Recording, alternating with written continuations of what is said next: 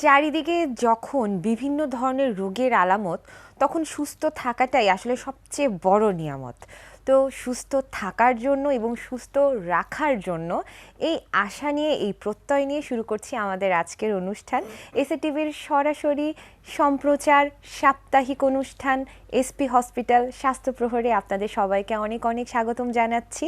আমাদের সাথে বরাবরের মতোই অতিথি হিসেবে আছেন ডক্টর এস চক্রবর্তী, বাত ব্যথা, প্যারালাইসিস এবং রিহ্যাব বিশেষজ্ঞ, চিফ কনসালটেন্ট এবং চেয়ারম্যান এসপি হসপিটাল। সঙ্গে আছি আমি ডক্টর তাসমিয়া আহমেদ হুমা। কথা বলবো অপারেশনবিহীন ঘাড়, কোমর এবং হাঁটু ব্যথার আধুনিক চিকিৎসা সম্পর্কে। আর স্ক্রলিংয়ে দেখানো নম্বরে ডায়াল করে জেনে নিতে পারেন আপনার প্রশ্নের সম্ভাব্য সমাধানগুলো। আজকে কেমন আছেন? জি ভালো আছে, আপনি কেমন আছেন? এখন পর্যন্ত ভালো আছি। আমাদের আসলে চারিদিকে এমন অবস্থা, মানে করোনা থেকে উঠতে না উঠতে ডেঙ্গু, ডেঙ্গু থেকে উঠতে না উঠতে দেখা যাবে কোনো না কোনো একটা সমস্যায় পড়ে গেছি। আর মানে চারিদিকে কিন্তু অনেক কিছু শুরু হয়েছে, যেমন মহামারী তেমন প্রাকৃতিক বিপর্যয়।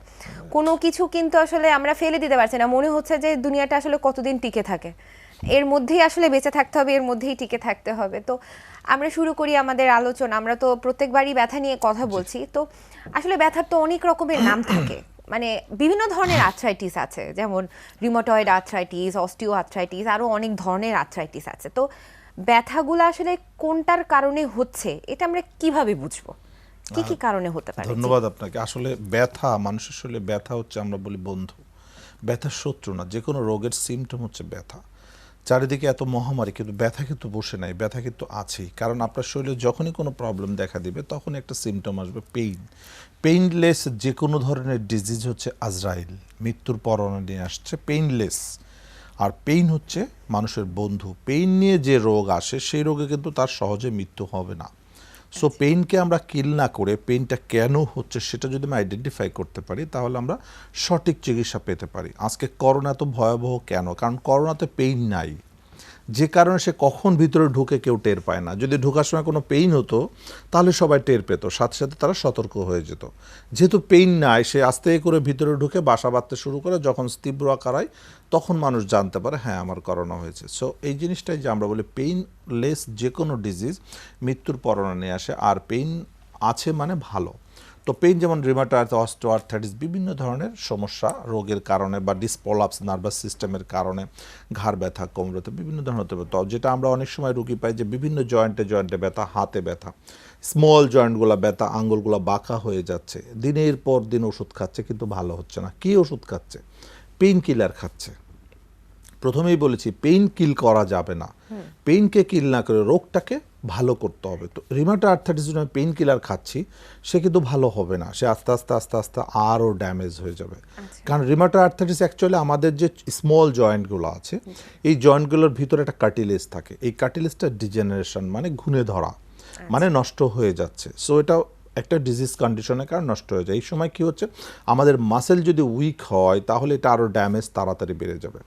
সো আমাদের এই সময় সতর্ক থাকতে হবে, মাসেলকে স্ট্রং রাখতে হবে। দেখবেন যে অনেক রোগী আমাদের কাছে আসছে বিভিন্ন ধরনের জয়েন্ট পেন নিয়ে, হাতের ছোট ছোট ব্যথা, এলবো জয়েন্ট স্টিফ। তো যে জয়েন্টটা তার স্টিফ হয়ে গেছে সেই জয়েন্টে পেইন, যে জয়েন্টটা ভালো আছে সেই জয়েন্টে পেইন নাই, তাহলে রিউমাটয়েড আর্থ্রাইটিস তার সারা শরীরেই থাকার কথা। তাহলে যে জয়েন্টটা মুভমেন্ট করে সেই জয়েন্টে কেন পেইন নাই? যে জয়েন্ট স্টিফ সেই জয়েন্টে কেন পেইন? তার মানে কি জয়েন্ট স্টিফের কারণেই পেইনটা হচ্ছে। সো আর্থ্রাইটিস হোক, রিউমাটয়েড আর্থ্রাইটিস, অস্টিওআর্থ্রাইটিস যেটাই হোক, আমাদের জয়েন্টকে স্টিফ করা যাবে না, জয়েন্টকে মুভমেন্ট করতে হবে। জয়েন্ট যদি মুভমেন্ট করে ঠিকমতো তাহলে সেখানে পেইন হবে না, বা পেইন কম হবে বা কন্ট্রোলে থাকবে। পাশাপাশি যে জয়েন্টের শক্তি আছে, মাসেল স্ট্রেংথ ভালো আছে, সেই জয়েন্টে পেইন নাই। যে জয়েন্টটা দুর্বল সেই জয়েন্টে পেইন। যেমন অনেকের হাঁটু ব্যথা, অস্টিওআর্থ্রাইটিস হাঁটু ব্যথা হচ্ছে।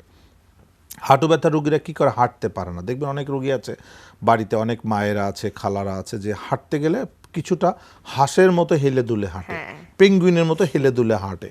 কেন পেঙ্গুইনের মতো হেলে দুলে হাঁটে? কারণ তাদের অস্টিওআর্থ্রাইটিস মানে কার্টিলেজ ড্যামেজ হয়ে গেছে হাঁটুর মধ্যে। আমাদের হাঁটুর মধ্যে যে কার্টিলেজের পাতটা থাকে সেটা ভেঙে যাচ্ছে। কেন ভেঙে যাচ্ছে? মাসেল উইকনেসের কারণে। তার মানে তার অস্টিওআর্থ্রাইটিসের কারণে যে ব্যথা হওয়ার কথা সেটা কিন্তু না, তার ব্যথাটা হচ্ছে উইকনেসের কারণে কার্টিলেজ ভেঙে গিয়ে। তো কার্টিলেজ ভেঙে গেলে তো ব্যথা হবেই। তখন সে কী করছে? হাঁটু থাকতো, হাঁটুকে মুভমেন্ট করতে পারছে না, হাঁটু ইউজ করতে পারছে না। যেমন একটা হাঁসের কিন্তু হাঁটু নাই, হাঁসের পায়ে একটা লম্বা পা, তার কোনো হাঁটু নাই, কিন্তু মুরগির হাঁটু আছে। সো যে কারণে মুরগি দৌড়ায় বেড়ায় আর হাঁস হচ্ছে হেলে দুলে চলে, সে আস্তে আস্তে জোরে হাঁটতে পারে না। ঠিক তাই পেঙ্গুইনও ঠিক তাই, পেঙ্গুইনের হাঁটু নাই, যে কারণে তারা হচ্ছে হেলে দুলে চলে। ঠিক তাই যাদের হাঁটু ব্যথা হচ্ছে তীব্র পরিমাণে, পায়ের জোর কমে যাচ্ছে, তখন তার হাঁটু থাকতেও সে ইউজ করতে পারে না, ফলে সে হেলে দুলে সে চলে। এটা কিন্তু অস্টিওআর্থ্রাইটিস, আস্তে আস্তে আস্তে আস্তে একসময় সে ড্যামেজ হয়ে যাচ্ছে। সো আসলে আমাদেরকে এই জিনিসগুলো জানতে হবে যে কী কারণে ব্যথাটা হচ্ছে, সেই কারণটাকে যদি আমরা সমাধান করতে পারি তাহলেই আমরা ব্যথাকে আমরা দূরে রাখতে পারবো। আচ্ছা, এই যে ব্যথার কারণ আমরা কিন্তু সব জায়গায় ম্যাক্সিমামই শুনে থাকি, পেশেন্টরা নিজেরাও বলে যে ক্যালসিয়াম কমে গেছে, আমাদেরকে ক্যালসিয়ামের বড়ি দেন। আমি এই জিনিসটা আজকে আসলে ক্লিয়ার করতে চাচ্ছি যে বারবার কেন আমাদের মাথায় এটাই আসে যে ক্যালসিয়াম নাই হাড়ে, সেই জন্য আমাদেরকে ক্যালসিয়াম ভরতে হবে, এবং আমরা দিনের পর দিন কিন্তু অতিরিক্ত মাত্রায় ক্যালসিয়াম খেয়ে যাচ্ছি, যেটা আসলে শরীরের জন্য অতটা স্বাস্থ্যকরও না। তাহলে আমরা ক্যালসিয়াম কেন খাচ্ছি, আর আমাদের আসলে কি করা উচিত? ক্যালসিয়াম কিন্তু অতিরিক্ত ক্যালসিয়াম ওয়েট গেইন করে, ওজন বাড়ায় দিচ্ছে। আপনি দেখবেন যে অনেক কোমর ব্যথা রোগী আসছে, তারা ক্যালসিয়াম খাচ্ছে 5 বছর 7 বছর ধরে ক্যালসিয়াম খাচ্ছে, কিন্তু ব্যথা কিন্তু ভালো হয়নি, বাট ক্যালসিয়াম খেয়েই যাচ্ছে। হ্যাঁ, ক্যালসিয়াম খাওয়াতে ক্যালসিয়াম কোম্পানির হয়তো ব্যবসা বেড়েছে, কিন্তু পেশেন্টের আদৌ কী হয়েছে, পেশেন্ট আরও ক্ষতিগ্রস্ত, কারণ তার আগে যে ব্যথা ছিল এখন তারও বেড়ে যাচ্ছে। হ্যাঁ, প্রথম তার সাইকোলজিক্যালি ব্যথা একটু ভালো লাগতো, মানে বলে ক্যালসিয়াম খেলে একটু ভালো লাগে, ভালো লাগা আর ভালো হওয়া দুটো কিন্তু এক জিনিস না। তো সে অতিরিক্ত ক্যালসিয়াম খেতে খেতে তার ওয়েট গেইন করেছে, 5 বছর আগে যে ওজন ছিল 5 বছর পর 10 কেজি বেড়ে গিয়েছে। এই অতিরিক্ত ক্যালসিয়ামের কারণে তার ওজন বেড়ে যাচ্ছে। সো ক্যালসিয়ামের অভাবে যেটা হয়, হাড়ের যে ক্ষয় যেটা আমরা বলি সেটা অস্টিওপোরোসিস। ক্যালসিয়ামের অভাবে ব্যথা হবে না, অস্টিওপোরোসিস হবে, যেটা আরও ডেঞ্জারাস ডিজিজ। অস্টিওপোরোসিসের কারণে ব্যথা হবে না, কিন্তু অস্টিওপোরোসিসের কারণে ভেঙে যেতে পারে, ভেঙে গেলে সেই ভাঙাটা আর কখনো জোড়া নেয় না। এই কারণে অস্টিওপোরোসিস খুবই খুবই ডেঞ্জারাস একটা ডিজিজ, এবং যে জায়গাটা ভেঙে যাবে অস্টিওপোরোসিসের কারণে যদি জোড়া না নেয় সেখানে কন্টিনিউ ব্লিডিং হতে থাকে, এবং এই ব্লিডিংয়ের কারণেই রোগীর মৃত্যু হয়। আমরা অনেক রোগী দেখেছি যে neck of the femur fracture due to osteoporosis, এরকম রোগী আমার কাছে অনেক এসেছে, এবং এই নেক অফ দ্য ফিমার ফ্র্যাকচারের কারণেই তার মৃত্যু হয়েছে। তো 2-1 বছরের মধ্যে সে মারা গিয়েছে। কেন?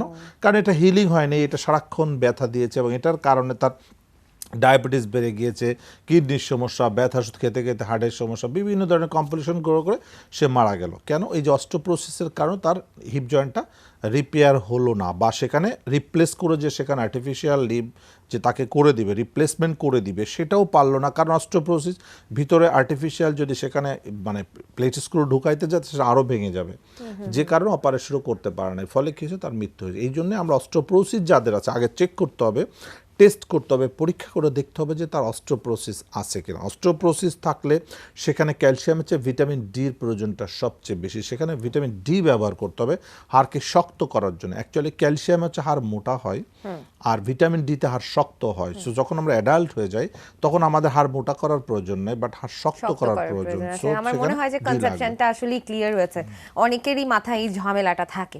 আমরা একটা প্রশ্ন নিয়ে নিচ্ছি আগে। হ্যাঁ, একটা প্রশ্ন এসেছে। হ্যালো দর্শক। হ্যালো, আসসালামু আলাইকুম। ওয়ালাইকুম আসসালাম। আপনার নাম এবং বয়স বলে প্রশ্নটি করুন। ম্যাডাম, আমার নাম মাইনুল হক বিপ্লব, লালপুর নাটোর।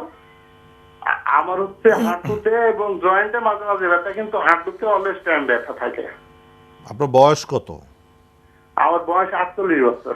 ব্যথা কতদিন যাবত হচ্ছে?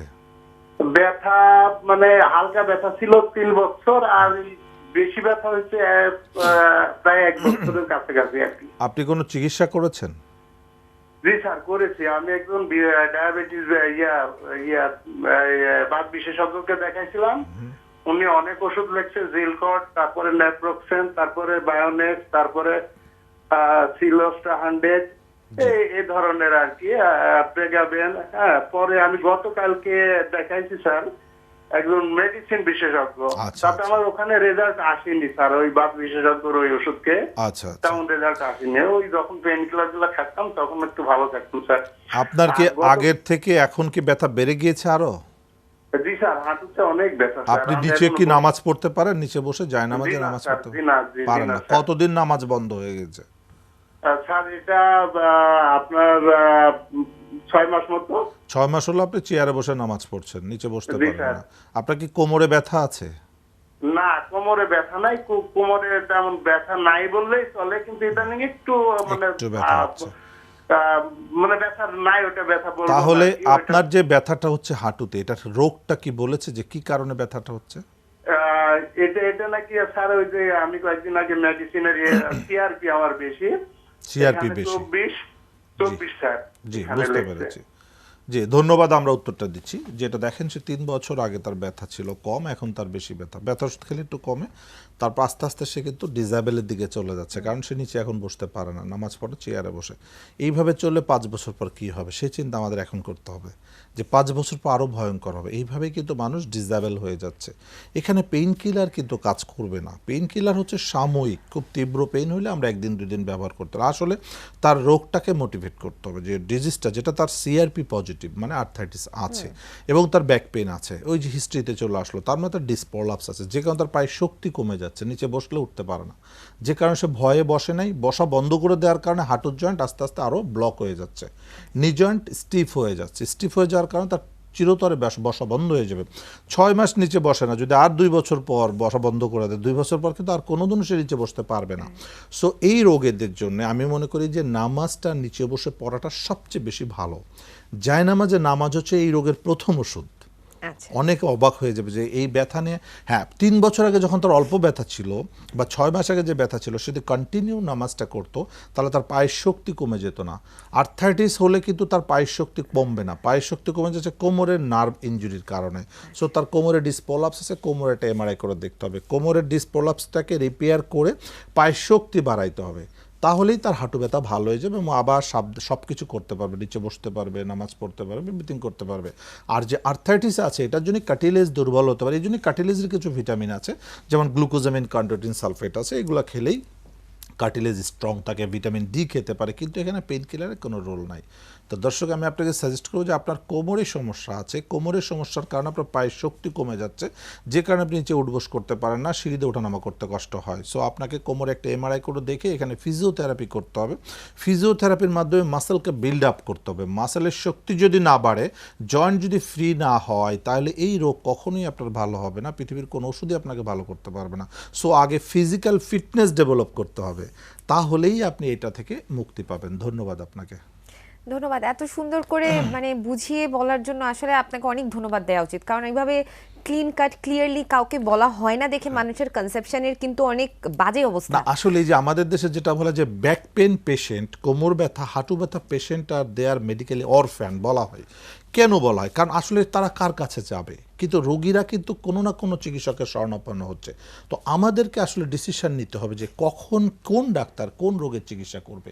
হ্যাঁ, উনি একজন মেডিসিন বিশেষজ্ঞের কাছে গিয়েছেন, অবশ্যই যেতে পারেন। একজন মেডিসিন বিশেষজ্ঞ অনেক কিছু জানেন, উনি ডায়াগনোসিস করবেন যে ওনার কী কী প্রবলেম আছে। উনি যখনই গেলেন তখন উনি দেখলেন যে ওনার ডিসপ্রলাপস আছে, ওনার আর্থাইটিস পজিটিভ আছে, ঠিক আছে, ওনার জন্য তার যা যা মেডিকেশন দরকার, মেডিকেশনের পাশাপাশি তাকে আবার কাউন্সেলিং করতে হবে যে আপনার যেহেতু মেরুদণ্ডে ডিসপ্রলাপস আছে, আপনি একজন নিউরো মেডিসিন দেখাইতে পারেন। একজন নিউরো মেডিসিন দেখে যদি মনে করে হ্যাঁ মেডিসিন ঠিক আছে, ঠিক আছে, আপনার ফিজিওথেরাপি লাগবে, ফিজিওথেরাপির কাছে। কারণ যে কোনো রোগ, একটা রোগীর জন্য কিন্তু একজন চিকিৎসক কিন্তু এনাফ না, মাল্টিপল চিকিৎসকের প্রয়োজন হতে পারে। তার ডায়াবেটিস থাকতে পারে, এখন একজন মেডিসিন বিশেষজ্ঞের সব কাজ তো করার দায়িত্ব না, তার কাজ হচ্ছে উনি একটু ডায়াগনোসিসটা করে দিল, ওনার যা যা মেডিকেশন দরকার, পাশাপাশি উনি রেফার করে দিবে। কিন্তু আমাদের যে রেফারেল সিস্টেমটা ভালো না, যে কারণে রেফারেল আমাদের সিস্টেম রোগীরা। নিয়ে আসলে একটু ডিটেইলস কথা বলা দরকার, বলবো। আমরা একটা প্রশ্ন নিয়ে নিচ্ছি এর ফাঁকে। দর্শক শুনতে পাচ্ছেন? জি, সালামালাইকুম। হ্যাঁ, ওয়ালাইকুম আসসালাম। আপনার নাম এবং বয়স বলে প্রশ্নটি করুন। আমার নাম আবুল কালাম, মেঘনা থানা, কুমিল্লা। জি, যে আমার বয়স বর্তমান 37।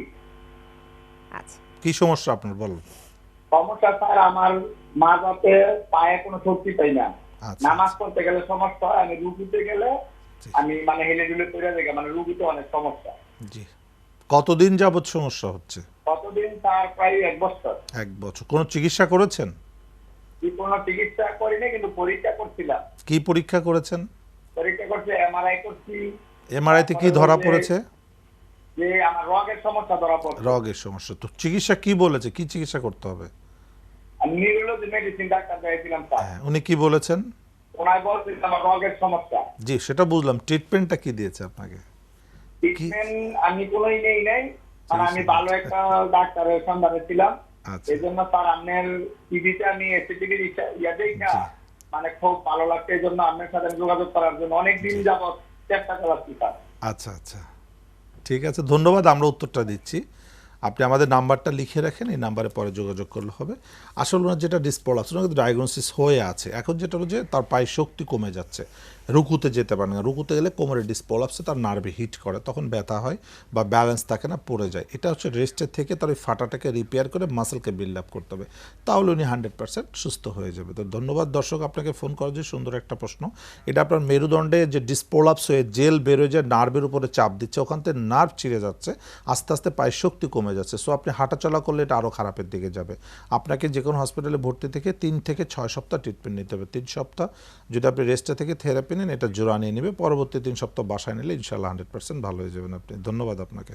আচ্ছা, রেফারেল সিস্টেম নিয়ে কথা বলছিলাম। তো আমাদের এখানে যখন একটা পেশেন্ট আসে একজন ডক্টরকে দেখায়, এরপরে পেশেন্ট কিন্তু ওয়েট করে না যে ডক্টরের কাছ থেকে জিজ্ঞেস করবে কোথায় যাবে। এটা আমি রিসেন্টলি খুব বেশি ভুক্তভোগী, কারণ আমার কাছে পেশেন্ট, আমার চেম্বারে 2 জন পেশেন্ট আসছিলেন, ওনাদের কমপ্লেন ছিল 5 দিন আগে একদিনের জন্য জ্বর আসছে, এরপর থেকে উইকনেস। কোভিড টেস্ট করতে দিলাম, তো কোভিড টেস্ট করেছে, আমাকে ফোনে বললো যে ম্যাডাম আমাদের পজিটিভ আসছে। আমি বললাম ঠিক আছে, আপনারা ফার্দার যে ট্রিটমেন্ট লাগবে সেটা আমি আপনাদেরকে বলে দিব। তো ওনারা কোনো অজ্ঞাত কারণে আর আমার সাথে যোগাযোগ করেনি। তো আমি আমার পরিচিত আরেকজনের কাছ থেকে শুনলাম তারা খুঁজছেন যে কোভিড বিশেষজ্ঞ কোথায় আছে। তার মানে তারা আমার কাছ থেকে আসলে আর জিজ্ঞেস করারও প্রয়োজন বোধ করেনি তারা এখন কোথায় যাবে। তো এটা কিন্তু পেশেন্টদের একটা প্রবলেম যে আসলে রেফার যে হবে সেটা সুযোগটা তো ডক্টরকে দিতে হবে, সেই সুযোগটাও কিন্তু তারা দেন না। তারা একসাথে 3-4 জায়গায় দেখাবেন, 3-4 জনের থেকে ট্রিটমেন্ট নেবেন, নেওয়ার পরে সব ট্রিটমেন্ট আমার মনে হয় যে পাশাপাশি রেখে চিন্তা করে যে কোনটা আমার ভাল লাগছে এটা নিব। মানে আমাদের হাসপাতালে আমরা একটু ভিন্নভাবে ট্রিটমেন্ট করি। যে এসপি হসপিটালে আমি মনে করি যে ওয়ান স্টপ সার্ভিস, যেমন আমার কাছে একটা রোগী আসলো, তার ব্যাক পেইন, তো ডায়াগনোসিস করার পরে এমআরআই করে দেখলাম তার বোন টিবি।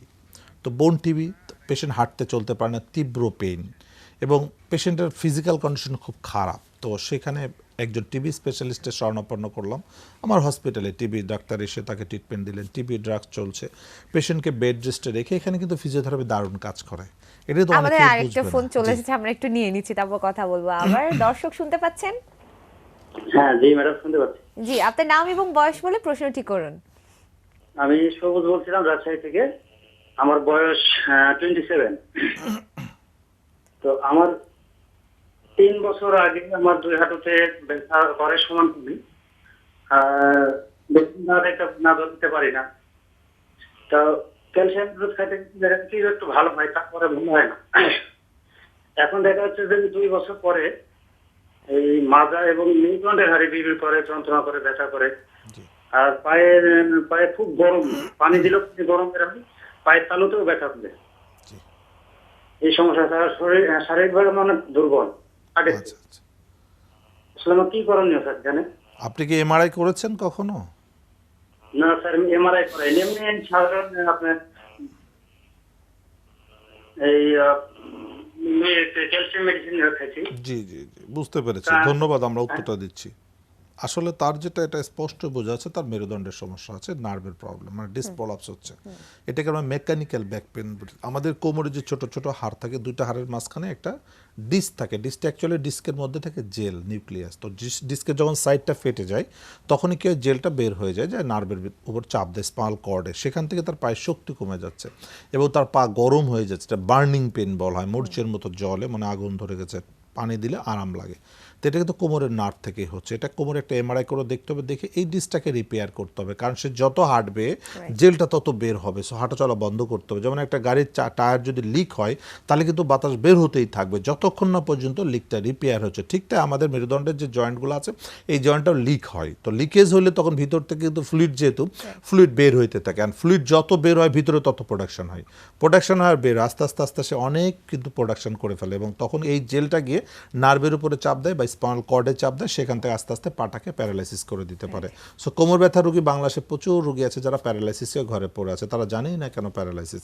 তো ওনাকে যেটা দর্শক, আপনাকে একটা এমআরআই করতে হবে। একজন এমআরআই করে আপনি একজন ফিজিওথেরাপি বিশেষজ্ঞকে দেখান। যদি কোনো ওখানে কোনো প্যাথোলজি না থাকে, যেমন টিউমার, টিভি, যাতে কোনো প্রবলেম না থাকে, তাহলে জাস্ট ফিজিওথেরাপি দিলে ইনশাআল্লাহ ভালো হয়ে যাবেন। ধন্যবাদ আপনাকে। আচ্ছা, একটা ছোট্ট বিরতি নিয়ে নিচ্ছি, তারপর আমরা আবার আলোচনায় ফিরে আসবো। শুধু দর্শকবৃন্দ, নিয়ে নিচ্ছি একটা ছোট্ট বিরতি। বিরতির পর আমরা আবার ফিরে আসবো, কথা বলবো আরও ব্যথা নিয়ে। আপনারা আমাদের সাথেই থাকুন, ততক্ষণ চোখ রাখুন এসিটিভির পর্দায়।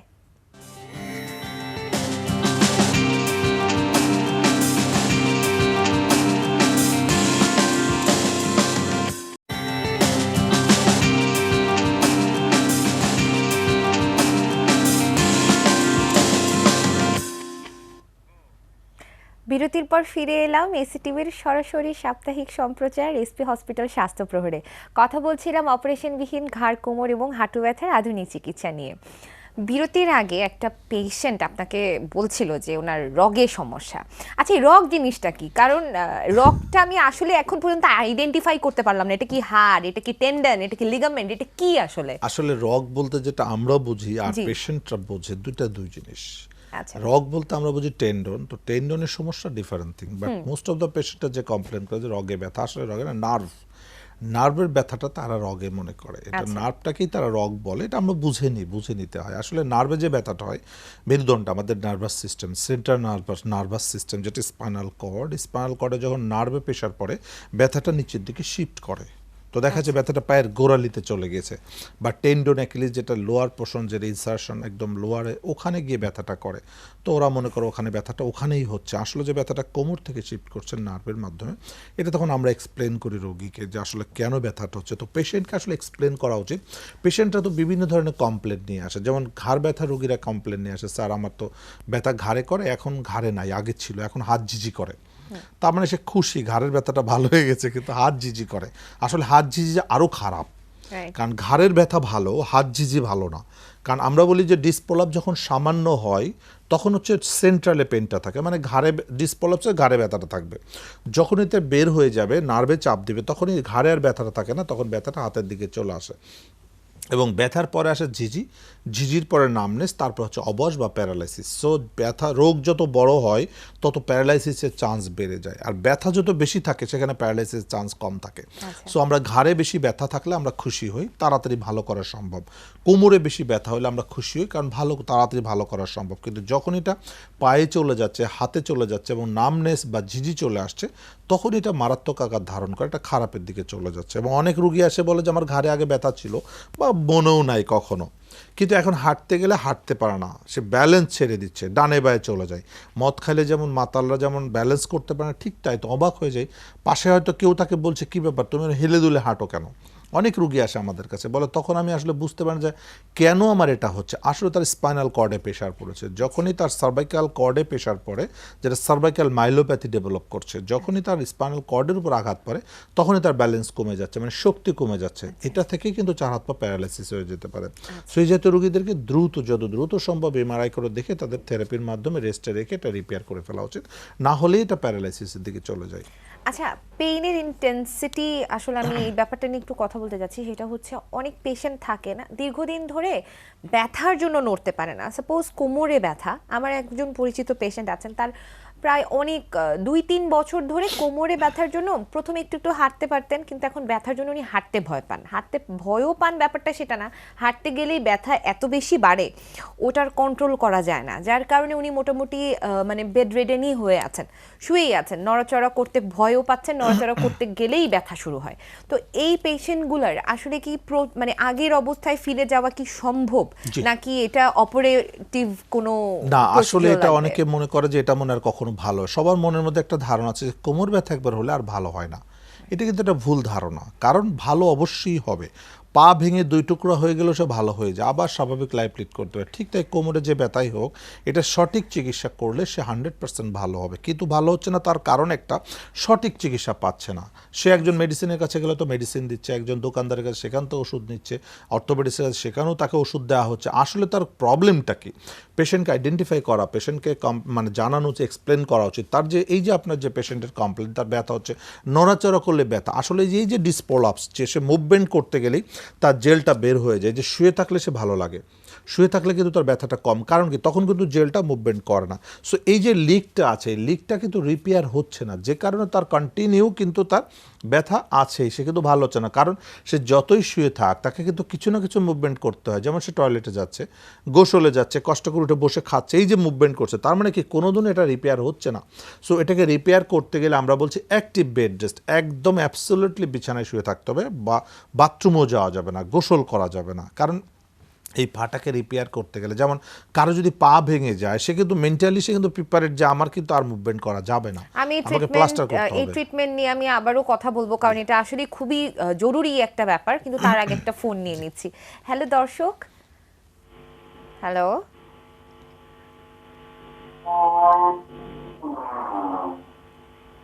শোনা যাচ্ছে? জি আসসালামু আলাইকুম। জি, ওয়ালাইকুম আসসালাম। আপনার নাম এবং বয়স বলে সমস্যাটি বলুন। জি আমি ধামরাই থেকে বলছি, নাম আব্দুল মালিক, বয়স 50। জি, আপনার সমস্যাটা বলুন। সমস্যা হাঁটুর নিচের অংশে ফুলে যায় এবং ব্যথা হয়। আচ্ছা, আপনার টেলিভিশনের ভলিউমটা একটু কমিয়ে দিন, তারপরে প্রশ্নটা করুন। হ্যাঁ জি, বলেন, কমে দিছি। শুধু হাঁটুতে ব্যথা হয় না, কোমরও ব্যথা আছে? নিচের অংশে যে জি, হাঁটুর নিচের অংশ মানে কাপ মাসেলে ব্যথা এবং ফুলে যাচ্ছে। কাপ মাসেলে ব্যথা হতে পারে, তার মূলত একটা কারণ যেটা ডিসপোলাপসের জন্য হতে পারে, একটা ব্লাড সার্কুলেশন কমে যাওয়ার জন্য ডিপ ভেনাস থ্রম্বোসিস, সেখান থেকে হতো। সাধারণত ইউজুয়ালি যেটা আমরা পেয়ে থাকি, সে ডিসপোলাপসের কারণে ব্যথা, যে একটু হাঁটলেই ব্যথা বেড়ে যায়, আবার রেস্ট নিলে ভালো লাগে। এটা কিন্তু দুইটার সাথেই কিন্তু কমিউনিকেট। যেমন ডিপ ভেনাস থ্রম্বোসিসেও কিন্তু একই ধরনের সমস্যা দেখা যায়, একটু হাঁটলেই ব্যথা করে, রেস্ট নিলে কমে যায়। তো এই জিনিসটাই আমাদেরকে আগে কনফার্ম করতে হবে যে কী কারণে তার ব্যথাটা হচ্ছে। আগে একটা কোমরে এমআরআই করতে হবে।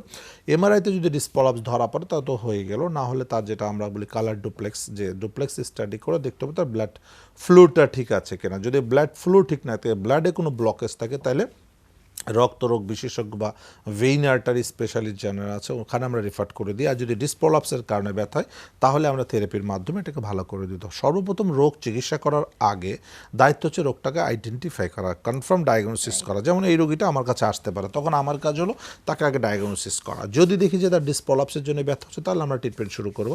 যদি দেখি না তার ডিপ ভেনাস থ্রম্বোসিস হয়, তখন সাথে সাথে আমরা রেফার করে দিচ্ছি তাকে, যে রক্তরোগ যে নার্ভ কী বলে আর্টারি বিশেষজ্ঞ আছে ওনাদের কাছে রেফার করে দিচ্ছে, ওনারা ট্রিটমেন্ট দিলে ভালো হয়ে যাবে। তো এই যে রেফারেল সিস্টেমটা, যেটা আমি আগে বলেছিলাম, আমাদের দেশে রেফারেল সিস্টেমটা আরও একটু স্ট্রং হওয়া উচিত, যে যার যার কাজ তাকে করতে হবে, তাহলে আলটিমেটলি রোগী কিন্তু বেটার সার্ভিস পাবে, Exactly. আমাদের বদনামগুলো নষ্ট হবে। হ্যাঁ, দুই একটা অবশ্যই। রোগী আছে তো বিভিন্ন জায়গায় দৌড়াইতে চায়, তা দৌড়াক, বাট সেটা তো আমাদের কোনো সমস্যা নাই। কিন্তু আমাদের কাজ, আমাদের যেটা হলো যে প্রত্যেকটা রোগীকে, যেমন আমার হসপিটাল একটা টিবি রোগী আসলে, স্পাইন টিবি, তো তার তো ফিজিওথেরাপি লাগবে, কিন্তু স্পাইন টিবি ট্রিটমেন্ট না করে তো ফিজিওথেরাপি দিলে Right, কাজ হবে না। exactly. সো একই সাথে কিন্তু চলবে। অনেক আছে আবার টিবি স্প্রে, উনি বললো আপনি ওষুধ খান, বাসায় শুয়ে থাকেন। তো একটা টিবি রোগ যদি, স্পাইন টিবি রোগী যদি বাসায় শুয়ে থাকে, তাহলে ব্যথাটা কিভাবে কমবে? রেফারেল সিস্টেম নিয়েও আমাদের আসলে কথা বলা দরকার। আমরা আরেকটা প্রশ্ন নিয়ে নিচ্ছি, এরপরে এটা নিয়ে কথা বলবো। হ্যালো দর্শক। হ্যালো, হ্যালো হ্যালো আসসালামু আলাইকুম। ওয়ালাইকুম আসসালাম। আপনার নাম এবং বয়স বলে প্রশ্নটি করুন। আমার নাম ময়না, আমি নোয়াখালী থেকে বলছি, নোয়াখালী সুবর্ণচর থেকে। জি বলুন, আমরা শুনতে পাচ্ছি। হ্যাঁ, আমার 7-8 বছর পর্যন্ত এই কোমরে ব্যথা, প্রচন্ড ব্যথা। আমার কোমরের দুই পাশে ব্যথা করাইতো, আমার রগের চাপ করতো প্রচন্ড। পায়ের ব্যথা, হাঁটতে পারতাম না, শুইতে পারতাম না, বসতে পারতাম না, বুঝছেন স্যার। জি জি এরপর আমি ঢাকায় ডাক্তার দেখাইছি, জি। এমআরআই করাইছি, ডাক্তার বলছে এমআরআই করাইতো। এমআরআই করানোর পরে ডাক্তার আমারও অপারেশন করতে বলছে, রগের চাপ পড়ে। জি, আপনি কি অপারেশন করেছেন? অপারেশন করাইছি, আচ্ছা, অপারেশন করাইছি, আর এখন 2.5 বছর হয়েছে অপারেশন করাইছি। এখন কি অবস্থা?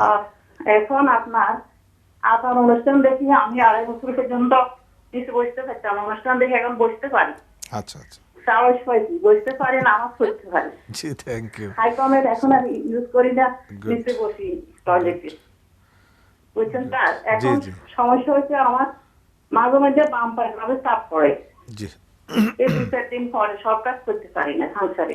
জি, ধন্যবাদ, বুঝতে পেরেছি। আমরা উত্তরটা দিচ্ছি। খুব সুন্দর একটা প্রশ্ন, যেটা অপারেশন করেছে 2.5 বছর আগে।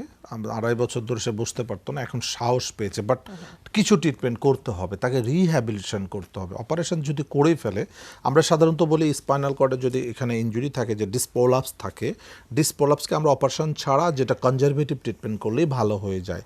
যদি কেউ অপারেশন করে ফেলে, অপারেশনের পরেও কিন্তু ফিজিওথেরাপি বাধ্যতামূলক, কারণ তার ফিটনেস ডেভেলপ করতে হবে। যেমন উনি 2.5 বছর কেন বসতে পারে নাই? অপারেশন যদি কেউ করেও ফেলে, অপারেশনের পরে যদি আমার কাছে সঙ্গে সঙ্গে আসে, 1.5 মাসের মধ্যে সেই রোগী আবার স্বাভাবিক লাইফ লিড করতে পারবে, যেমন নামাজ পড়া, হাঁটা চলা, টয়লেট করা, সব কিছু করতে পারবে, কারণ তখন আমরা রিহ্যাবিলিটেশন করে দিচ্ছি, পুনর্বাসন। আসলে কি হচ্ছে, ডিস্ক প্রোলাপস হয়ে যাচ্ছে, জয়েন্টটা ফেটে গিয়েছে, তো ডিসেক্টমি করে দিল, কিন্তু ফাটাটা রিপেয়ার হলো না। ফলে কি হচ্ছে, অপারেশনের পরে দেখা যাচ্ছে রুগী আবার আরও ব্যথায় আক্রান্ত হচ্ছে, রুগী আস্তে আস্তে খারাপের দিকে চলে যায়। কারণ একটা ডিস্ক প্রোলাপস, একটা ডিসেক্টমি করেছে, আর একটা ডিস্ক বের হয়ে যাচ্ছে পাশ দিয়ে, তো তখন রুগী আরও খারাপ হচ্ছে, বা কোমর থেকে বের ডিস্ক প্রোলাপস হয়েছে, ঘাড় থেকে শুরু হয়ে গেল। সো মাল্টিপল কমপ্লিকেশন দেখা দেয়। সেই কারণে আমরা বলি রেস্টে থাকতে। যেমন একটা পা যদি কারো ভেঙে যায়, যদি সেখানে অপারেশন লাগে, অপারেশনের পরে কিন্তু প্লাস্টার করতে হয়, প্লাস্টার কিন্তু বাধ্যতামূলক। ঠিক তাই যদি কোমরে বা ঘাড়ে কারো অপারেশন করা হয়, রেস্ট কিন্তু বাধ্যতামূলক। তাকে 3 থেকে 6 সপ্তাহ রেস্টের থেকে ফিজিওথেরাপি দিতেই হবে যদি সে সম্পূর্ণ সুস্থ হতে চায়, আদারওয়াইজ কিন্তু সে হবে না। এই যে রুগীটা এতদিন ধরে 6-7 বছর ধরে সাফার করছে, এটার প্রয়োজন ছিল না। এটা জাস্ট 42 দিনের ট্রিটমেন্টে 42 বছর ভালো থাকবেন উনি, কারণ ওর ফাটা রিপেয়ার হয়নি এখন পর্যন্ত। যদিও উনি সাহস করে বসে উনি আস্তে আস্তে কিছুটা ডেভেলপ করেছে, কিন্তু রিপেয়ার না হলে এটা আবার খারাপের দিকে যেতে পারে। তো দর্শক, আমি সাজেস্ট করব যে আপনাকে আবার 3 সপ্তাহ বা 4 সপ্তাহ রেস্ট নিয়ে একটু ফিজিওথেরাপি করে মাসেলকে বিল্ড আপ করতে হবে, তাহলে আপনি আবার স্বাভাবিক নামাজ কালাম সবই পড়তে পারবেন, তখন আর ব্যথা থাকবে না। কারণ ফাটাটা রিপেয়ার হয়ে গেলে আর ব্যথাটা আপনার থাকবে না। ধন্যবাদ আপনাকে। খুব ভালো লাগলো একটা ফিডব্যাক পেয়ে, কারণ আমরা অনুষ্ঠানে যখন বলি যে এটা করা উচিত, এটা করা উচিত না, কতজন শুনে কিন্তু আসলে কতজনই বা প্র্যাকটিক্যালি কাজে লাগে, এটা একটা ফিডব্যাক আজকেই পেলাম। উনি যে আপনার কথা শুনে এখন নিজে নিজে আবার বসছে, উঠছে, মানে এটা একটা ভালো জিনিস যে এখন মানে টয়লেট এরকম ইউজ আসলে করছে, আমার হাই জানা কমোড মতে ইউজ করছে না। লক্ষ লক্ষ রোগী আছে যারা আমাদের প্রোগ্রাম দেখে অনেকে চেয়ারে নামাজ পড়তো ছেড়ে দিয়েছে, নিচে বসে নামাজ পড়ছে। বিদেশ থেকে অনেক রোগী এসে দেখা করতে আসে, আমাকে বলতে আসে, স্যার আপনার কথা শুনে যায় নামাজে নামাজ পড়ে এখন ভালো হয়ে গেছে। আমি বলি এটা তো উপরওয়ালার দেওয়ার নিয়ম, এটা তো আমার নিয়ম না, আমি শুধু আপনাকে বলেছি। কারণ আমি যেটা দেখেছি, রিসার্চ যেটা বলছে, এটা আমার কথা না, রিসার্চের কথা, যে জায়নামাজে নামাজ পড়লে সে ব্যক্তি কোনোদিন পঙ্গু হবে না টিল ডেথ, একমাত্র আল্লাহ ছাড়া তাকে কেউ পঙ্গু করতে পারবে না। কিন্তু চেয়ারে বসে নামাজ পড়লে তার পঙ্গু হইতে কোনো রোগ লাগবে না, চেয়ারই তাকে পঙ্গু করে দিবে। কত ভয়ঙ্কর জিনিস! তারপরও আমরা চেয়ারে বসে নামাজ পড়তে বলছি কেন? হ্যাঁ, হতে পারে সেটা সাময়িক হতে পারে, কিন্তু তাকে সতর্ক করে দিতে হবে যে আপনি হয়তো 15 দিন পড়তে পারেন, 1 মাস, 2 মাস, 3 মাস, কিন্তু 5 বছর 10 বছর চেয়ারে নামাজ পড়া আপনার জন্য মোটেও জায়েজ না।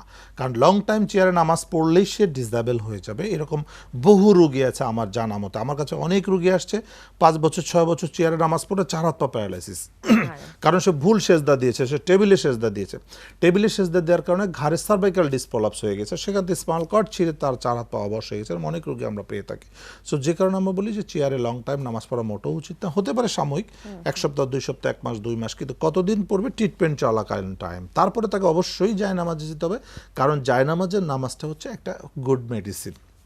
এটা হচ্ছে বলা হচ্ছে কোমর ব্যথা বলেন, ঘাড় ব্যথা বলেন, বাতের ব্যথা বলেন, আর্থারাইটিস, বডির ফিটনেস বলেন, সব কিছুই কিন্তু সেখানে মেনটেন করা হচ্ছে, কারণ এটা ইউনিভার্সাল এক্সারসাইজ। এখানে যে এক্সারসাইজগুলো দেওয়া আছে এটা বলা হচ্ছে স্বয়ং আল্লাহ এটা দিয়েছেন, কারণ এই এক্সারসাইজগুলো কোনো মানুষে আবিষ্কার করেছে বলে আমাদের জানা মানে মনে হয় না। এটা এমনই এক্সারসাইজ যেটার অলওয়েজ পজিটিভ, কোনো নেগেটিভ কোনো সাইড নাই। তো যে কারণে আমরা সব রুগীদেরকেই বলি, আমার অলমোস্ট ম্যাক্সিমাম রুগী যারা লং টাইম চেয়ারে নামাজ পড়তো তাদেরকে আমি নিচে বসে নামাজ পড়িয়েছি, এবং লক্ষ লক্ষ মানুষ যারা চেয়ার ছেড়ে জায়নামাজে নামাজ পড়ছে। এটা একটা খুব ভালো উদ্যোগ। যাই হোক, একটা প্রশ্ন নিয়ে নিচ্ছি। হ্যালো দর্শক, শুনতে পাচ্ছেন? জি, আসসালামু আলাইকুম। ওয়ালাইকুম আসসালাম। আপনার নাম এবং বয়স বলে প্রশ্নটি করুন। আমি 59 বছর বয়স, আমার নাম নীলুফা, আমি রিউমাটয়েড আর্থ্রাইটিসের রোগী। হ্যাঁ, আমি অনেক বছর যাবত চিকিৎসা করতেছি, স্যালাজিন 2 বেলা 2টা করে খাই। হ্যাঁ, হাঁটুতে ব্যথা, হাতের ব্যথা ছিল, এখন হাত দুটো ফিক্স হয়ে গেছে। তো আমার ওই রক্তে রিঅ্যাক্টিভ প্রোটিনের পরিমাণ 56। জি, এখন আমার প্রশ্ন হলো যে আমার হাত কোমরও কিছু কিছু ব্যথা আছে, আমি কি টিকা দিতে পারবো কিনা, আর আমার এই রোগটা এই স্যালাজিন খেয়ে ভালো হবে কিনা। আর ধন্যবাদ আপনাকে সুন্দর আমরা প্রশ্নের উত্তরটা জন্য। নিব বিরতির পর। আচ্ছা, দর্শক ঠিক আছে। আমাদের ততক্ষণ সাথে থাকুন, আমরা বিরতির পর আবার ফিরে আসবো আলোচনায় এবং নিয়ে আসবো আমাদের এই প্রশ্নের উত্তর। ততক্ষণ চোখ রাখুন এসএ টিভির পর্দায়।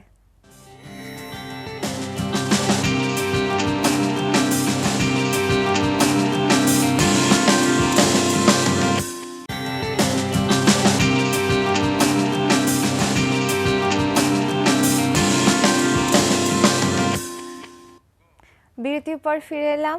এসএটিভির সরাসরি নিয়মিত আয়োজন এসপি হসপিটাল স্বাস্থ্য প্রহরে কথা বলছিলাম অপারেশনবিহীন ঘাড় কোমর এবং হাঁটু ব্যথার আধুনিক চিকিৎসা সম্পর্কে। অনুষ্ঠানের একেবারে শেষ পর্যায়ে চলে এসেছি, তাই আমাদের জলদি জলদি ডায়াল করে জেনে নিতে হবে আমার প্রশ্নের সম্ভাব্য সমাধানগুলো। তো বিরতির আগে আমাদেরকে একটা প্রশ্ন করা হয়েছিল, আমরা শুনছিলাম যে রিউমাটয়েড আর্থ্রাইটিস, এবং উনি এখানে কোয়েশ্চেনও করেছিলেন উনি ভ্যাকসিন নিতে পারবেন কিনা। তো ব্যাপারটা একটু জানতে প্রথমত চাচ্ছিলাম। যে ভ্যাকসিন নিতেই হবে, যত দ্রুত নেওয়া যায়। যেটা আজকে নিতে পারলে কালকের জন্য অপেক্ষা করতে হবে না, কারণ কি কালকের মধ্যে যদি ভাইরাস অ্যাটাক করে বসে, সো আজকেই নিতে হবে। আমার কাছে যারা আসে বলি ভাই আগে ভ্যাকসিন নেন, কারণ উইদাউট ভ্যাকসিন আপনি চলতে পারবেন না, আপনাকে নিতেই হবে। ভ্যাকসিন না নিলে আপনি তো নিজের জন্য যতটা হার্মফুল, দেশের জন্য আরও বেশি হার্মফুল। আর যেহেতু বিভিন্ন ধরনের ডিজিজ যাদের আছে তাদের জন্য ভ্যাকসিন কিন্তু আরও বেশি ইম্পর্টেন্ট। সো উনি যেহেতু আর্থ্রাইটিসের রোগী, ওনার কিন্তু ভ্যাকসিনটা বেশি জরুরি, ওনাকে নিতে হবে। কারণ ওনার শরীরে যদি ভাইরাস আল্লাহ না করুক ঢোকে, এই ভাইরাসটা আরও পাওয়ার হয়ে যায়, তখন এই ভাইরাস যার শরীরে ঢুকবে তাকে আরও বিপদে ফেলবে। যে কারণে আমরা বলছি যার যত ডিজিজ আছে সে দ্রুত ভ্যাকসিন দিবে, কারণ ভ্যাকসিনেশন নিজে সেফ থাকবে এবং দেশকে সেভ করবে, নিজের ফ্যামিলিকে সেভ করবে। সো আপনি অবশ্যই ভ্যাকসিন নিয়ে নেবেন, যত দ্রুত পারলে আজকেই নেবেন, কারণ আজকে সব জায়গায় ভ্যাকসিন দেওয়া শুরু হয়ে গিয়েছে, আজকেই ভ্যাকসিন নিয়ে নেবেন। নাম্বার 1। নাম্বার 2 হচ্ছে আপনার যেটা জয়েন্ট স্টিফ হয়ে যাচ্ছে, যে জয়েন্ট স্টিফ হয়ে যাবে সেটা কিন্তু পার্মানেন্ট ড্যামেজ হয়েছে। জয়েন্ট স্টিফ হচ্ছে এটা আপনার ভুলের কারণে, রোগ আপনাকে স্টিফ করার চেষ্টা করবে, কিন্তু আপনি যদি চান জয়েন্ট স্টিফ হবে না, এই জন্য আপনাকে ফিজিওথেরাপি করতে হবে। আপনি যে মেডিকেশন নিচ্ছেন সেটা ঠিক আছে, কিন্তু অবশ্যই মেডিসিনের পাশাপাশি ফিজিওথেরাপি করতে হবে, কারণ শুধু মেডিসিন আপনাকে আস্তে আস্তে আস্তে আস্তে আরও ডিসেবল করে দিবে। যেটা তার এলবো জয়েন্ট স্টিফ হয়ে গেছে, যে কোনো মুহূর্তে হাঁটু স্টিফ হয়ে যাবে, হিপ জয়েন্ট স্টিফ হয়ে যাবে, অ্যাভাস্কুলার নেক্রোসিস হবে, বিভিন্ন ধরনের কমপ্লিকেশন গ্রো করবে। সো আপনি যত দ্রুত সম্ভব একজন ফিজিওথেরাপি বিশেষজ্ঞকে দেখে ফিজিওথেরাপি করেন, করে সমস্ত জয়েন্টকে ফ্রি রাখেন, 5 ওয়াক্ত নামাজ পড়েন। আর্থ্রাইটিস থাকা যাই থাক, নামাজ হচ্ছে আর্থ্রাইটিসের সবচেয়ে বেস্ট মেডিসিন। সো 5 বেলা যদি কেউ নামাজ পড়ে আর্থ্রাইটিসের রোগীরা, তাহলে সে ডিসেবল হবে না। নামাজ পড়লে ব্যথা চিরতরে ভালো হয়ে যাবে সেটা না, কিন্তু সে ডিসেবল হবে না, তার সমস্ত জয়েন্ট ফ্লেক্সিবিলিটি থাকবে, জয়েন্টের মাসেলের পাওয়ার থাকবে, ফলে কী হবে, তার ড্যামেজটা হবে না। এই কারণে আমরা বলি আর্থ্রাইটিস রোগীদের জন্য নামাজটা আরও বেশি বাধ্যতামূলক। আচ্ছা, আমি একটু আউট অফ সাবজেক্টে যে আপনাকে পেশেন্টদের জন্য, সাধারণ মানুষের জন্য আমি জাস্ট একটা প্রশ্ন করতে চাচ্ছি, সেটা হচ্ছে আমাদের তো আসলে কোভিডের ভ্যাকসিন বিভিন্ন জায়গা থেকে আসছে না, মডার্না আসছে, সিনোফার্ম আসছে, অ্যাস্ট্রাজেনিকা আসছে, ফাইজার আসছে। এখন সবার মনে প্রশ্ন হচ্ছে যে কোনটা ভালো, যেটা ভালো সেটা দিব। অনেকের ডেট চলে আসছে কিন্তু ওয়েট করছে যে না আজকে তো এইটা দিবে না, আরেকটা দিবে। তো এই ব্যাপারটা নিয়ে যদি একটু দর্শকদের জন্য আসলে কিছু বলতেন। প্রত্যেকটা ভ্যাকসিন ভালো, কোনো ভ্যাকসিনই খারাপ না, কারণ প্রতিটা ভ্যাকসিন রিসার্চ করার পর বের হচ্ছে। সো কোনো ভ্যাকসিনই, কারণ এটা যেহেতু ইন্টারন্যাশনালি কন্ট্রোল করছে, এটা কিন্তু কোনো পার্সোনাল কোনো ফ্যাক্টরি, পার্সোনাল কোনো ইন্ডাস্ট্রি বানাচ্ছে না। যেমন ওষুধ অনেক সময় দেখা যাচ্ছে ব্র্যান্ডেড কোম্পানির ওষুধের কোয়ালিটি ভালো, একটা ভুইফোর কোম্পানির ওষুধের কোয়ালিটি খারাপ বা 2 নম্বর ওষুধ বানাচ্ছে। এই ভ্যাকসিনের ক্ষেত্রে সেটা কিছুতেই প্রযোজ্য না, কারণ WHO যদি ছাড়পত্র না দেয় সেই ভ্যাকসিন কখনো মার্কেটে আসবে না। সো WHO তার কতগুলো গাইডলাইন ফলো করার পর হচ্ছে একটা ভ্যাকসিনকে মার্কেটে আনার সুযোগ দিচ্ছে।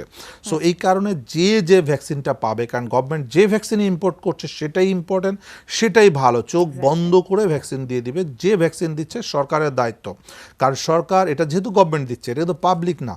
প্রাইভেটলি দিলে সেখানে ভয় ছিল যে এখানে 2 নাম্বারই হতে পারে, মিক্সড হতে পারে, উল্টাই দিতে পারে, যেটা আমরা ইন্ডিয়াতে দেখেছি যে সেখানে কিন্তু কোভিডের ভ্যাকসিন বলে সেখানে নিউমোনিয়ার ভ্যাকসিন দিয়ে দিচ্ছে বা অন্য ভ্যাকসিন দিয়ে দিচ্ছিল। আমরা কয়েকটা রিপোর্ট দেখলাম ইন্ডিয়া, কলকাতার কয়েকটা জায়গায় ভুল করে দিয়ে দিয়েছে। সো আমাদের দেশে যেহেতু প্রাইভেটলি দিচ্ছে না, সো এখানে কারো বেনিফিটেড কোনো সুযোগ নাই। সো এখানে কেন সে মানে উল্টাপাল্টা ভ্যাকসিন দিবে, সুযোগই নাই, কারণ দিয়ে কোনো লাভ নাই, তো কারোর বেনিফিট নাই। যদি পয়সার ব্যাপার থাকতো তাহলে বেনিফিট থাকতো, সেক্ষেত্রে 2 নম্বর হওয়ার চিন্তা ভাবনা ছিল, কিন্তু এখন নাই। সো যেখানে যে ভ্যাকসিন গভর্নমেন্ট দিচ্ছে সেই ভ্যাকসিনটাই দিয়ে দিবেন। কোন কোম্পানির ভ্যাকসিন দিচ্ছে সেটা দেখার দায়িত্ব আমাদের না, সেটা দেখার দায়িত্ব গভর্নমেন্টের। Right, exactly. আমরা আরেকটা প্রশ্ন নিয়ে নিচ্ছি। হ্যালো দর্শক। হ্যালো, আসসালামু আলাইকুম। ওয়ালাইকুম আসসালাম, আপনার নাম এবং বয়স বলে প্রশ্নটি করুন। আমার নাম মনসুর আহমেদ, ভোলা থেকে বলছি, বয়স 45। জি, সমস্যা বলুন। আমার সমস্যা হচ্ছে মাথা ব্যথা। আচ্ছা, কতদিন ব্যথা? মাথা ব্যথা প্রায় 28 বছর। আমি একজন মেডিসিনের ডাক্তার দেখাইছিলাম যে ফিজিক, তখন আমার এমআরআই কথা, এমআরআইতে যে আমার এক সাইডে হাত হয়ে যাচ্ছে। আচ্ছা, কি চিকিৎসা দিয়েছেন? বলছেন ব্যথা হইলে মাঝে মধ্যে ব্যথার ওষুধ খাওয়ার জন্য বলছে। আচ্ছা আচ্ছা, ব্যথার ওষুধ খেতে বলছেন। তেমন একটা ওষুধ আমি খাইও নেই, যে আমি এইটার ভালো হওয়ার জন্য কি পরামর্শ? এটা ব্যথা কি কোমরেই থাকে না পায়ে চলে যায়? মাথায় কোমরে যায়। পায়ের দিকে যায় না? পায়ের দিকে তেমন একটা যায় না, তবে ওই রাত্রে ঘুমাইলে মাঝে মাঝে পার রক টানা খেয়ে যায়। জি, বুঝতে পেরেছি। এটা হচ্ছে ওনার ডিসপোলাপস আছে, যেটা এমআরআইতে ধরা পড়েছে। এই ডিসপোলাপসকে রিপেয়ার করে মাসেলকে স্ট্রং করতে হবে। রাতের বেলা তার রগে টানা দেয়, তার মানে মাসেল স্পাজম করে, মাসেল পুল করে, এটা হচ্ছে মাসেল উইকনেস। আস্তে আস্তে মাসেলের শক্তি কমে যাচ্ছে, এটা পরবর্তীতে আরও খারাপ হতে পারে। সো দর্শক, আমি আপনাকে সাজেস্ট করবো যে আপনি ওষুধ খাচ্ছেন না, ভালো পেইন কিলার খাওয়ার কোনো দরকার নেই। এখানে ফিজিওথেরাপি ভালো কাজ করবে। আপনি একজন ফিজিওথেরাপি স্পেশালিস্টকে দেখিয়ে এখানে ফিজিওথেরাপি করেন, তাহলে ভালো হয়ে যাবে। যেটা বলা হচ্ছে জয়েন্ট ইনজুরি ডিসপোলাপস হয়ে আছে, এটা থেরাপির মাধ্যমে ইনশাল্লাহ ভালো করা সম্ভব। ধন্যবাদ আপনাকে। এই যে জয়েন্ট পেইন, এই জয়েন্ট স্টিফনেস, এটার উপরে আমি একটু জিজ্ঞেস করবো যে স্টিফ যেগুলো হয়ে যায় একেবারে স্টিফ, ধরেন তা বছর খানেক ধরেন স্টিফই আছে, সে কিছুই করে নাই, এই স্টিফনেস কি নর্মাল হওয়া সম্ভব? একবার কন্ট্রাকচার যদি হয়ে যায়, জয়েন্টের ভিতরে যে কাটিলেজ যদি পার্মানেন্ট ড্যামেজ হয়ে যায়, সেটা কিন্তু আর সোজা করা সম্ভব না, সেটা কিন্তু ডিফর্মিটি গ্রো করে গেল। সো ডিফর্মিটি হওয়ার আগেই আমাদের কাছে আসা উচিত। যেমন রিমাটো আর্থাইটিস হোক, অস্টিও আর্থাইটিস হোক, অ্যানকাইলোজিং স্পন্ডোলাইটিস হোক, যদি আর্লি স্টেজে ফিজিওথেরাপি শুরু করে, তাহলে কিন্তু তার ডিফর্মিটিগুলো গ্রো করবে না। যেমন অ্যানকাইলোজিংয়ের যে রোগীগুলো দেখবেন ঘাড় থেকে তার আস্তে আস্তে ঘাড় ব্যথা হচ্ছে, কোমর ব্যথা হচ্ছে, হিপ জয়েন্টে ব্যথা, সমস্ত জয়েন্ট কিন্তু ব্লক হয়ে যাচ্ছে। তো অ্যানকাইলোজিং রোগীর কিন্তু আসলে বলে যে এর কোনো চিকিৎসা নাই পৃথিবীতে, আসলে চিকিৎসা নাই, বাট একটা ট্রিটমেন্ট আছে, যেটা আমি বলি খুব সিম্পলি, যে অ্যানকাইলোজিংয়ের রোগীরা আসলে ভাই 5 ওয়াক্ত নামাজ পড়েন। কারণ 5 ওয়াক্ত নামাজ পড়লে তার কিন্তু আর মানে রাতারাতি কিন্তু জয়েন্ট ব্লকেজ হবে না। কারণ অ্যানকাইলোজিংয়ের রোগের প্রথম কথা হচ্ছে তাকে ব্লক করতে হবে এনি হাউ। প্রথমে ঘাড় ব্লক করবে, তারপর কোমর ব্লক করবে, তারপর হিপ জয়েন্ট ব্লক করবে, তারপর তাকে বাঁকা করে ফেলবে। দেখবেন অনেক আছে কুজা হয়ে হাঁটে, ডাকলে পরে মাথা ঘুরাইতে পারে না, এটা অ্যানকাইলোজিং স্পন্ডাইটিস। তো এটা যদি এই ব্যক্তিরা যদি শুরু থেকে যখনই সে প্রথমেই তার ব্যথা হবে ঘাড়ে বা কোমরে, প্রথম ডায়াগনোসিস হলো আপনার অ্যানকাইলোজিং পজিটিভ, সো কি HLA-B27 পজিটিভ, তাহলে তাকে ফিজিওথেরাপি এবং তাকে নামাজ পড়তে হবে 5 ওয়াক্ত, যদি সে মুসলিম হয়। তাহলে নামাজই তাকে সুস্থ রাখবে। এর আসলেই কোনো ওষুধ নাই পৃথিবীতে, এর একমাত্র ওষুধ হচ্ছে নামাজ, যেটা আমি আমার ট্রিটমেন্টের মাধ্যমে রোগীকে, আমার প্রচুর রোগী আছে যারা অ্যানকাইলোজিং রোগী 5 ওয়াক্ত নামাজ পড়ে ভালো আছে, কারণ কোনো জয়েন্ট তার স্টিফ হচ্ছে না। সো একটু হালকা পেইন আছে, তার জন্য কিছু গ্লুকোজামিন খেতে পারে, কিন্তু নামাজটা দারুণ কাজ করে অ্যানকাইলোজিং রোগীদের জন্য, যেটার এখন পর্যন্ত পৃথিবীতে কোনো চিকিৎসা আবিষ্কার হয়নি, অ্যাকচুয়ালি অ্যানকাইলোজিং এর বলা হয়। কিন্তু নামাজ হচ্ছে তার একটা চমৎকার মেডিসিন। আসলে এটা নামাজ আসলে একটা সায়েন্টিফিক ব্যাপার, আসলে পুরোটাই সায়েন্টিফিক ব্যাপার।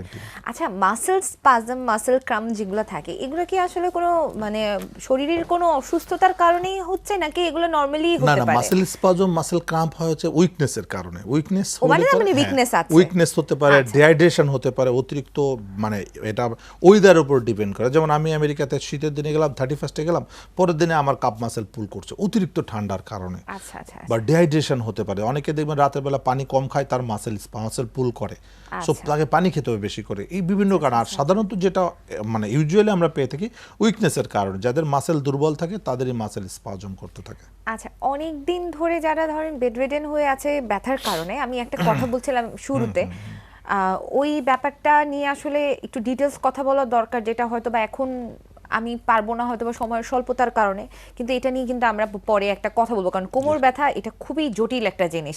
তো একটা ফোন এসছে, আমরা ফোনটা নিয়ে নিচ্ছি। হ্যালো দর্শক। হ্যালো, আসসালামু আলাইকুম। ওয়ালাইকুম আসসালাম, আপনার নাম এবং বয়স বলে প্রশ্নটি করুন। জি, আমার নাম আয়েশা, আমি চাঁদপুর মতলব থেকে বলছিলাম। আমার বয়স 50-এর কাছাকাছি। জি। আমার মেরুদণ্ডে স্টাকে নিচের পাশে একটা মানে দুইটা সাইডে একটু বাড়তি ছিল, প্লাস ওইটা মানে হোমিওপ্যাথি খাইতেছিলাম, আমার কাছে মনে হয় ডান পাশটা একটু কমছে, বাম পাশেটা রয়ে গেছে, ওইটাতে মাঝে মাঝে ব্যথা হয়।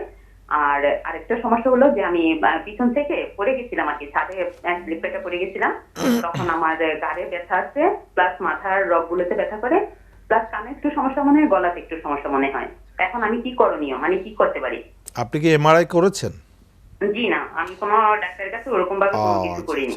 আপনাকে প্রথমত এমআরআই করতে হবে ঘাড় থেকে কোমর পর্যন্ত। এটা ডিসপোলাপস, যেহেতু পড়ে গিয়েছিল, সো নার্ভের চাপ খালি সেখান থেকে মাথা ব্যথা হতে পারে। ঘাড়ে যদি আমাদের আপার সার্ভাইকালে ডিসপোলাপস থাকে, সেখান থেকে আমাদের মাথা ব্যথা হতে পারে, এবং সেখান থেকে ঘাড় ব্যথা, হাত ব্যথা, অনেক সময় চেস্ট পেন হতে পারে, এটা ঘাড় থেকে আসে, কোমর থেকে পায়ে ব্যথা যেতে পারে। সেটা একটা এমআরআই করে আগে দেখতে হবে তার ডিসপোলাপস কতগুলো আছে, দেন তাকে ফিজিওথেরাপি করে মাসেলকে স্ট্রং করতে হবে আর ইঞ্জুরিটাকে রিপেয়ার করতে হবে। ইঞ্জুরিটা দুইভাবে রিপেয়ার হয়, যদি সিভিয়ার ইনজুরি থাকে সেক্ষেত্রে আমরা একদম বেড রেস্টে রেখে থেরাপি দিতে বলি, আর মাইল্ড ইনজুরি হলে আমরা বলি না শুধু ফিজিওথেরাপি দিন, এক্সারসাইজ শিখে নেন, বাসায় নিজে করতে পারবেন। সো এটা ডিপেন্ড করবে যে তার ইনজুরিটা কতটুকু।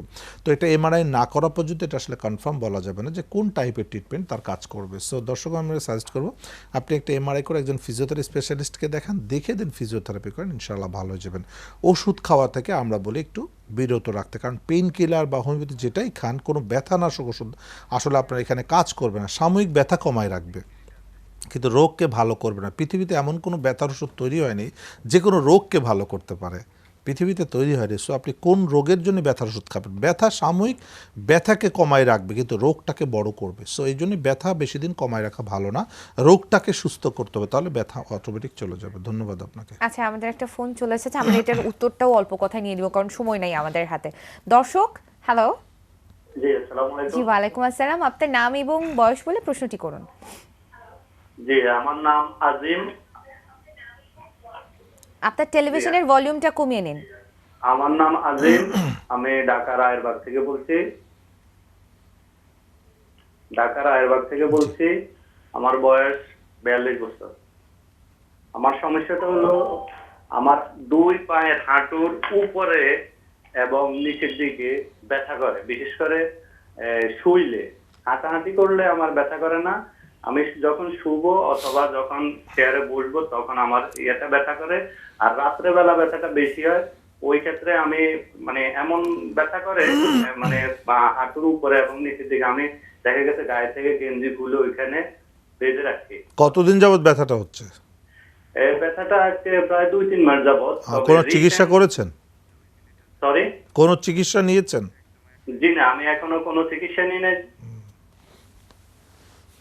জি বুঝতে পেরেছি আমরা। আসলে তার ডিসপোলাপস আছে মেরুদণ্ডে, যেটা শুয়ে থাকলে রাতে আমাদের সিএসএফ যে মুভমেন্ট করে এটা ডিস্কের ভিতরে ঢুকে যায়, তখন বালজিং হয়ে যায়, রাত 3-4টার দিকে ব্যথা বেড়ে যায়, তখন পায়ে কামড়ানো শুরু করে, তখন উনি গেঞ্জি দিয়ে পাটা বেঁধে রাখে, বা তখন হাঁটাচলা করলে কোমরে চাপ পড়লে রসটা বেরো গেলে ব্যথাটা কমে যায়, এবং অনেকক্ষণ চেয়ারে বসে থাকলে কোমরে লোড পড়ে তখন ডিসটা বের হয়ে যায়, নার্ভে চাপ দিচ্ছে। এটা ডিসপোলাপসের কারণে হচ্ছে, যে কারণে তার থাই মাসেল এবং কাপ মাসেলে পেন হচ্ছে, কারণ থাই মাসেল কাপ মাসেলের নার্ভটা আসে আমাদের লাম্বার রিজন থেকে। সো তাকে যেটা করতে হবে একটা এমআরআই করে দেখে ফিজিওথেরাপি করলে ভালো হয়ে যাবে, তাহলে আর এই কষ্টটা হবে না। এটা জাস্ট 21 থেকে 42 দিন, আমরা বলি 42 দিন চিকিৎসা করুন, 42 বছর ভালো থাকবেন, সারা জীবন ব্যথা কষ্ট করার কোনো দরকার নেই। আর এখানে পেইন কিলার কাজ করবে না, কখনোই পেইন কিলার সুস্থ করবে না, সাময়িক একটু কমাইতে পারে, তবে এই কারণে আমরা পেইন কিলার খেতে এখানে অ্যাভয়েড করতে বলি। ধন্যবাদ আপনাকে। আমাদের অনুষ্ঠান একেবারে শেষ পর্যায়ে চলে এসেছি, তো আপনার বিদায় নিয়ে আমরা বিদায় নিয়ে নিব পেশেন্টের কাছ থেকে। তো আপনি যদি কিছু বলতে চান। হ্যাঁ, আসলে যেটা বলবো যে প্রথমত বলবো যে কোভিডের সময় সবাই ভ্যাকসিনেশন করে ফেলেন, ভ্যাকসিন দিতেই হবে, ভয় পাওয়ার কিছু নাই, যে কোম্পানির ভ্যাকসিনই হোক কোনো টেনশন নাই, যে ভ্যাকসিন সরকার দিবে সে ভ্যাকসিন দিবেন, কারণ আপনার সুরক্ষার দায়িত্ব গভর্নমেন্টের। এবং পাশাপাশি বাসা থেকে বের হওয়ার সময় ভ্যাকসিন নিলেও মাস্ক ব্যবহার করতে হবে, মাস্ক ছাড়া কেউ ঘর থেকে বের হবেন না দয়া করে, কারণ এখন যে ভেরিয়েন্টটা আসছে খুব ডেঞ্জারাস। সো ভ্যাকসিন নিলে যে আপনার কোভিড ঢুকবে না তা কিন্তু এটা ঢুকবে। সো বি কেয়ারফুল, যে মাস্ক হচ্ছে আপনাদের সর্বপ্রথম যুদ্ধের অস্ত্র, এবং ভ্যাকসিনেশন অবশ্যই করতে হবে। ধন্যবাদ সকলকে। হ্যাঁ, ধন্যবাদ আপনাকেও, ধন্যবাদ আমাদের সাথে থাকার জন্য। দর্শকবৃন্দ, আমাদের এই অনুষ্ঠানটি আবারও রাত 2টোর সময় পুনঃপ্রচার করা হবে, যারা মিস করে গেছেন অবশ্যই দেখে নেবেন। আমি বিদায় নিয়ে নিচ্ছি, আবারও আপনাদের সাথে দেখা হবে আগামী সপ্তাহে। ধন্যবাদ, ভালো থাকুন, সুস্থ থাকুন, চোখ রাখুন এসএ টিভির পর্দায়।